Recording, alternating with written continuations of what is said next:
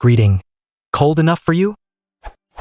This morning at -32°C per -26°F whilst collecting firewood outside my house, I called to my neighbor, brushing snow off his idling truck, "Cold enough for you?" To which he replied with a nod. Later on, I reflected that the exchange was effectively identical to the following. "Hello, how are you? Cold." Did my question, "Cold enough for you?" which I hear a lot around here, constitute a greeting, or did my neighbor and I simply bypass the formalities and get straight to the important stuff? I could imagine a similar exchange in, well, just about any season in the UK. "Lovely day," spoken ironically. Spoken grimly. Are these exchanges about the weather simply another form of greeting, a replacement to "Hi," "Hello," "Good morning," "How are you?" and so on? Or did my neighbor and I, having a small measure of familiarity, skip the formality in favor of moving on to the important stuff? Or was it just too cold for us to care? If I had a staff person and breezed into his office asking if he'd submitted the quarterly report without first greeting him, that would be rude. But if I breezed into his office and said, "Cold enough for you?" without saying hello, it seems to me that this would be less rude. My hunch is that this sort of exchange is actually a form of greeting, defined on Wikipedia as an act of communication in which human beings intentionally make their presence known to each other. However, Wikipedia's list of greetings on the same page does not include exchanges about the weather. Therefore, do exchanges about the weather constitute greetings? Are there other fairly stock exchanges that also constitute greetings, that aren't the usual hello, etc.? Or are these exchanges something else altogether? Such utterances are known as phatic.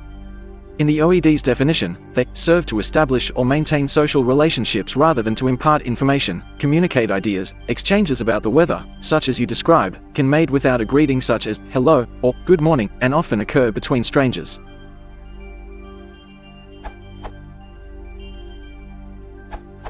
Such statements are usually considered conversation starters/openers. A conversation opener is an introduction used to begin a conversation.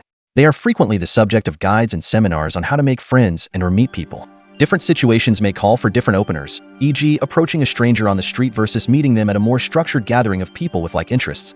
Opener often takes the form of an open-ended question, which can lead to further comments or conversation as well as creating topics for future conversations, e.g., "How's your mandrill doing?"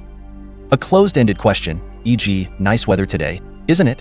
is regarded as potentially less effective because it can be answered with a simple which is essentially a conversational dead end, requiring the initiator of the conversation to start from scratch. I suppose that in -32°C conditions, it might be apt to call them icebreakers instead. In one of Terry Pratchett's children's books, a computer that, unlike the gnomes, that are the main characters, understand human speech, explains that a conversation it overheard consisted of, "I am still alive." Are you still alive? Yes, I am still alive. This seems foolish to the gnomes until they realize that most of their conversations consist of that too. Even conversations we have that do have an actual subject or objective can also serve the role of strengthening social relationships along with the main goal. Indeed, they often do a better job, but meaningful or purposeful topics of conversation aren't always available to us. Hence we make do with essentially saying nothing, so that we still have the social benefit. Neither you nor your neighbor were likely to be in any doubt as to whether it was cold, nor was it likely that either of you had failed to realize it yet. I would suggest that the real message conveyed wasn't, "Hello, how are you?" or "I am cold," but, "Hello, I am your neighbor, who you know. I am part of the group of people that you know, I agree.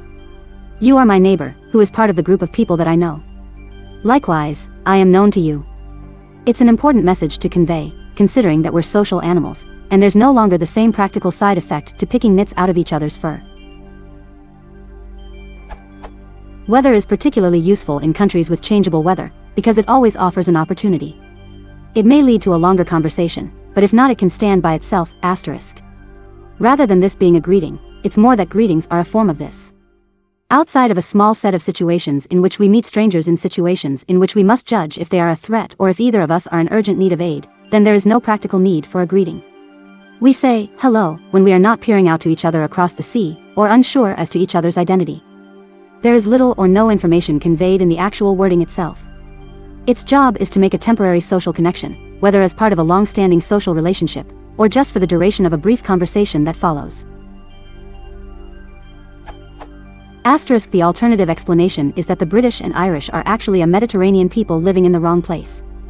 This would explain many of the traits we share, not least the shock tinged with moral outrage with which we can exclaim, "It's raining," as if such a thing was never known in our green and pleasant lands.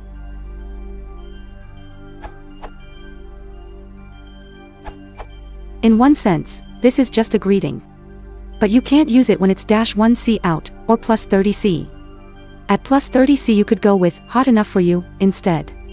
So in addition to just, "hello," it makes a small joke. This extreme cold is nothing we can't handle, right neighbor, right fellow cold stander, we might even want it to be colder, might we not? It is fine to use with someone you know, or someone you don't know and are willing to treat as a peer and neighbor. But imagine you were pulled over for speeding and as you rolled down your window, that's how you greeted the officer. Ouch! So it's not the same as, "hello," or, "good morning." It's more intimate than that.